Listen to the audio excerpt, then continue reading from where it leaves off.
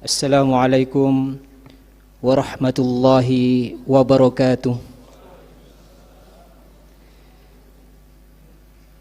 Alhamdulillahilladzi khalaqas samawati wal arda wa ikhtilafal laili wan nahar la ayatin liulil albab. Asyhadu an la ilaha illallah wahdahu la syarika lah. Syahadata man huwa khairum maqama wa ahsanu nadiya. Wa asyhadu anna hamdan abduhu wa rasuluhul muttasifu bil makarim kibara wa sabiyya. Allahumma salli wa sallim ala Muhammadin kana sadiqal wa'di wa kana rasulan nabiyya wa ala alihi wa sahbihi alladhina yuhsinuna islamahum wa lam yaf'alu syai'an fariya. Amma ba'd, fa ya ayyuhal hadirun, usini nafsi wa iyyakum bitaqwallah faqad fazal muttaqun. Qala Allah Ta'ala fil Qur'anil Karim, wa min ayatihi al-lailu wan nahar wasyamsu wal qamar la tasjudu lisyamsi wala lil qamar wasjudu lillahi alladzi khalaqahunna in kuntum iyyahu ta'budun. Jamaah sekalian, jamaah salat gerhana matahari rahimakumullah, setiap diri dari kita meyakini bahwa seluruh kebendaan alam semesta ini diciptakan oleh Allah Subhanahu wa ta'ala. Gunung, laut, rerumputan, binatang udara, benda-benda langit, jin, manusia, hingga seluruh detail organ dan sel-sel di dalamnya tidak luput dari penguasaan dan pengawasan Allah Subhanahu wa ta'ala. Tak satu pun lepas dari sunnatullah. Inilah makna Allah sebagai Rabbul Alamin, pemilik sekaligus penguasa dari seluruh keberadaan. Khaliqu kulli syai', pencipta segala sesuatu, apa saja dan siapa saja. Pertanyaannya, apa nilai lebih selanjutnya setelah kita mengimani itu semua? Allah Subhanahu wa ta'ala menciptakan segala sesuatu tak lain sebagai ayat atau tanda tentang eksistensi keberadaannya. Dalam hazanah Islam lazim kita dengar, itulah sunnatullah, itulah ayat-ayat kauliyah dan ayat-ayat kauniyah. Yang pertama merujuk pada ayat-ayat yang terdiri dari huruf-huruf secara simbolik yang dibunyikan di dalam Al-Quran, sedangkan yang kedua mengacu pada ayat yang tak berhuruf berupa ciptaan secara umum, mulai dari semesta ini, benda-benda, langit, bumi, serta diri kita manusia. Dalam Al-Quran disebutkan, a'udzubillahi minasyaitonirrajim, sanurihim ayatina fil afaq wa fi anfusihim. Kami akan perlihatkan kepada kalian, kami perlihatkan kepada mereka tanda-tanda ayat kami di segenap ufuk dan pada diri mereka sendiri. Al-Quran Surah Fussilat ayat 53. Tanda tetap akan selalu berposisi sebagai tanda. Ia merupakan perantara untuk mencapai sesuatu. Kita bisa tahu ada udara sedang bertiup ke arah utara ketika kita menyaksikan daun pepohonan sedang bergerak ke arah utara. Kita tahu dari kejauhan ada sedang terjadi kebakaran saat menyaksikan kepulan asap membumbung ke udara. Dalam hal ini, fenomena daun yang bergerak dan membumbungnya asap hanyalah tanda bagi yang melihatnya tentang apa yang berada di sebalik peristiwa, yaitu adanya udara dan api. Dalam skala yang lebih luas dan yang lebih hakiki, fenomena pergerakan benda-benda langit yang demikian tertib, agung dan menakjubkan merupakan tanda akan hadirnya Zat yang Maha Kuasa yang tak mungkin tertandingi oleh apapun dan siapapun. Dialah Allah Subhanahu wa ta'ala. Dengan demikian, fenomena gerhana matahari yang terjadi saat ini senyatanya kita posisikan tak lebih hanyalah tanda dari ayat-ayat kauniyah tentang kebesaran Allah Subhanahu wa ta'ala. Kita patut bersyukur memiliki kesempatan melewati momen yang sangat indah penuh pesona ini. Selain menikmati keindahan dan mengagumi gerhana matahari, cara bersyukur yang paling sejati adalah meresapi kehadiran Allah di balik semua ini. Jemaah gerhana, salat gerhana matahari, rahimakumullah. Di benak kita muncul pertanyaan, apa sesungguhnya yang terjadi di balik peristiwa alam yang menakjubkan ini? Apakah peristiwa ini hanya sekali terjadi atau berlangsung secara berulang kali? Hikmah apa saja yang bisa kita petik dari peristiwa ini? Dulu kala banyak orang yang keliru dalam menjawab pertanyaan-pertanyaan itu. Ada yang menyangka bahwa gerhana terjadi karena matahari ditelan oleh raksasa.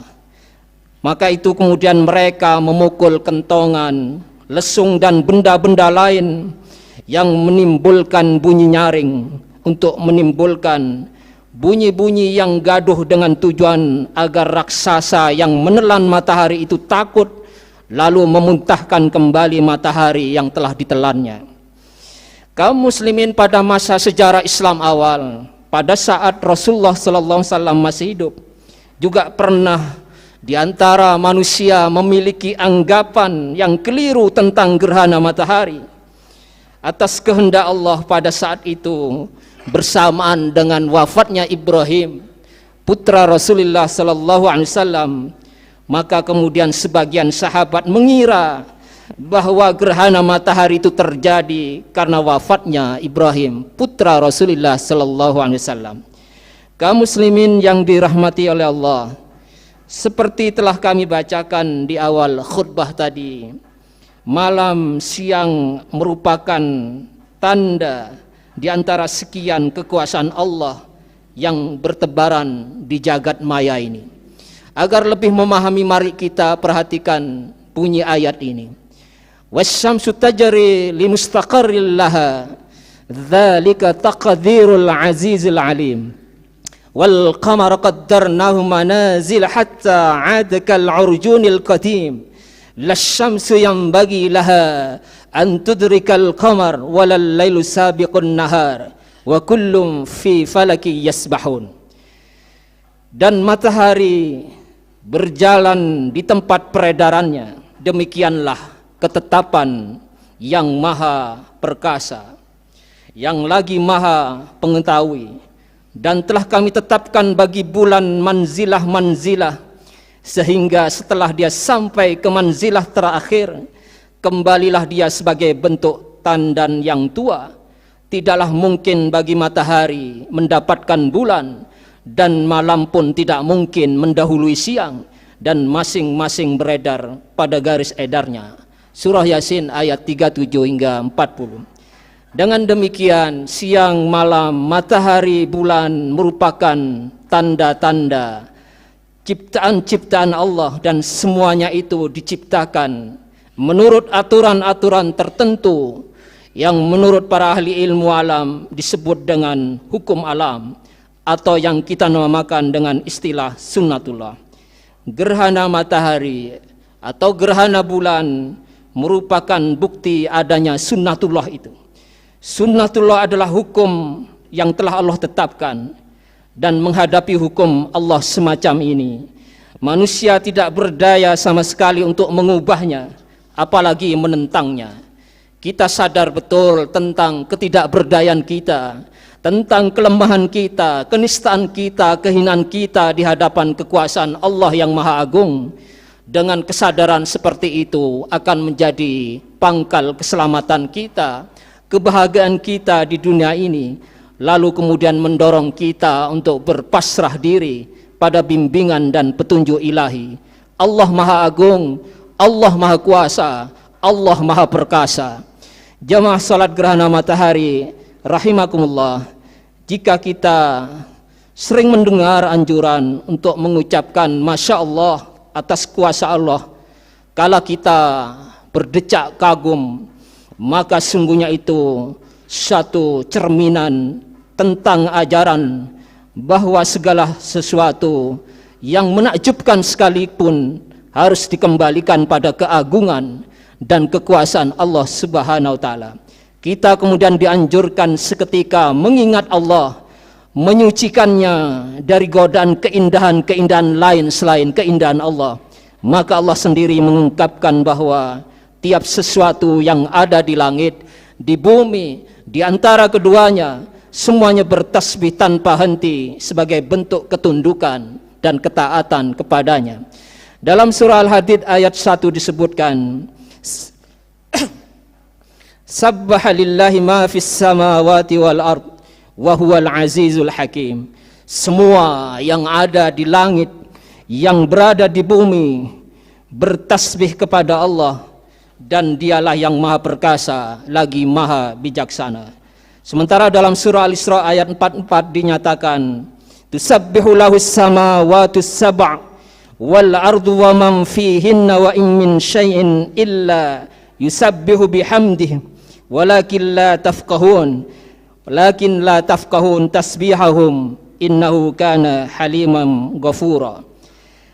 Langit yang 7, bumi dan semua yang ada di dalamnya bertasbih kepada Allah, dan tak ada satu pun melainkan mereka semuanya bertasbih dengan memujinya, tetapi kamu sekalian tidak mengerti tasbih mereka.